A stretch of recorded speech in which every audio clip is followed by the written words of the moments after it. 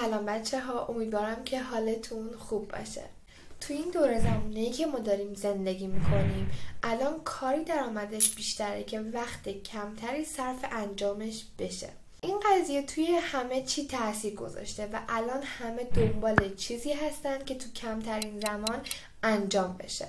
مثلا بریم با هم دیگه یه نگاهی به تاریخچه درست کردن سایت بندازیم.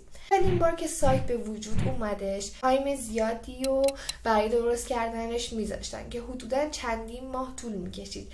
همینطور هزینه خیلی زیادی داشت. اولین بار که سایت درست کردن حدوداً $20,000 هزینه برداشته بود که برنامه‌هایی مثل HTML و CSS و جاوا اسکریپت اومدش که تحول بزرگی توی درست کردن سایت به وجود اومد. هزینه‌ها به مقدار قابل توجهی کاهش پیدا کردن، اما بازم زمان درست کردنش خیلی زیاد بود که کم کم با کمک هوش مصنوعی تونستن کدنویسی‌ها رو انجام بدن و تایم این پروسه هم کم شد. الان هم که دیگه با هوش مصنوعی بدون صرف کردن هیچ هزینه و وقتی میتونیم زودتر سایت درست بکنیم، مثل سایت مدیوم که از طریقش توی چند ثانیه میتونیم سایت درست بکنیم. حالا من هدفم آموزش سایت و اینطور چیزا نیستش.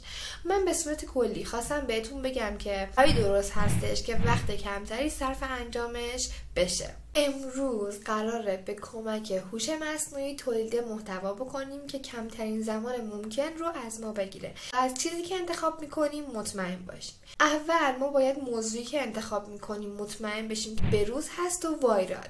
اینجوری بیشتر دیده میشه. برای اینکه محتوای وایرال و بروزی انتخاب کنیم بهتره که از 3 سایت استفاده بکنیم. اولیش گوگل ترندز هست، دومیش اپل نیوز و سومیش گوگل نیوز. بریم که این 3 سایت رو کامل بهتون توضیح بدم. با گوگل ترندز شروع میکنیم. وقتی که اسمش رو توی گوگل سرچ بکنین راحت براتون میاره. وقتی که وارد سایت شدین ترندینگ نه رو که بزنین بهتون جدیدترین و پرسرچ ترین چیزهای امروز رو نشون میده که حتی میزانی که سرچ کردن هم نشون میده که اینجوری میتونید یه موضوع خیلی خوبی رو انتخاب بکنین.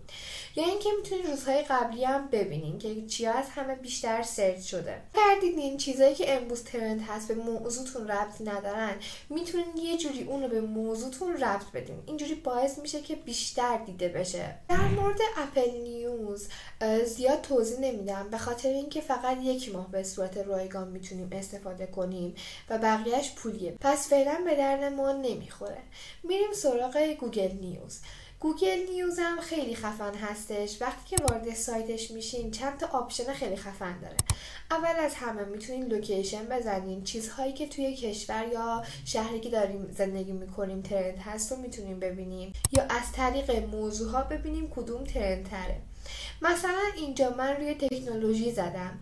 وقتی که روی تکنولوژی زدم اینجا یه سری آپشن های دیگه هم داره. وقتی که روی موبایل کلیک بکنیم کل اخبار جدید و بروز در مورد موبایل رو بهمون نشون میده. حتی ساعت وایرال شدنش هم بهمون نشون میده. پس گوگل ترندز و گوگل نیوز خیلی میتونه به ما کمک بکنه. حالا که ما موضوعمون رو پیدا کردیم اینه که سناریوش هم بنویسیم.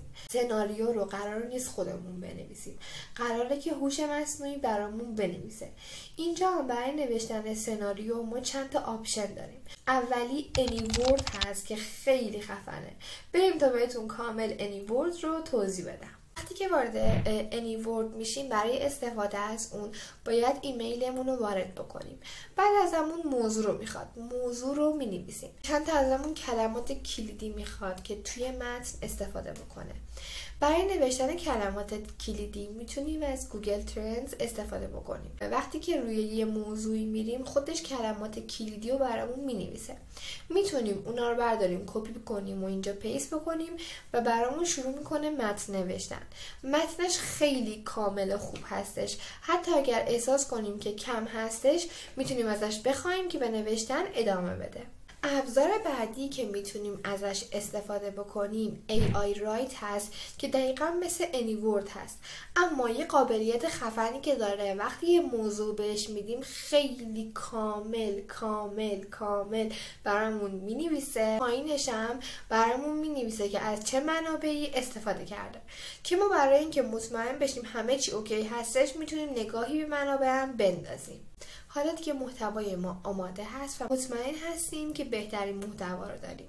امیدوارم که ویدیو امروز براتون مفید باشه. دوستتون دارم. تا ویدیو بعدی. خدافظ.